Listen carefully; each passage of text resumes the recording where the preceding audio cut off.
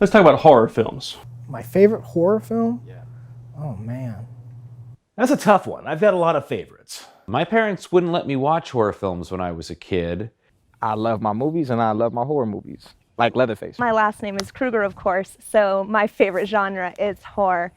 You know, I'm kind of a classic guy, right? I grew up on Freddy. I grew up literally watching Freddy Krueger. Freddy was my guy.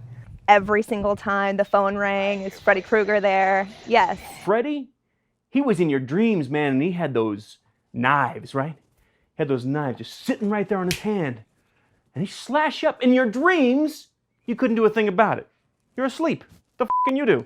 I saw Nightmare on Elm Street, and I thought that was actually kind of scary. Nightmare on Elm Street 3, Dream Warriors. Yeah, I like the special powers. Freddy or Jason. I grew up loving scary movies. My parents would go out on Saturday night and I would sit up and watch Creature Feature past 10:30 at night, and they'd come home and the TV would be snow because I was too afraid to get off the couch and go turn it off after watching House on Haunted Hill. Ever since I was in the womb, my mother used to read Stephen King books aloud. My parents didn't believe in censorship, so I was watching horror movies since I was 2 and 3 years old. We went and saw Gremlins, and they had advertised that movie as a cute family film. And halfway through the film, she took me out of the theater and said that movie was demonic. I don't think there's any negative effects. The Fly is the best love story ever told on cinema. I knew what horror movies were, and I enjoyed them, and I liked being scared, and I liked blood and guts, and then Day of the Dead comes along. I must have rented it 1,000 times on VHS from the local video store. Romero and Hitchcock. Reanimator. My favorite horror film, I guess it's more of a thriller, is The Changeling from 1982. I love that movie.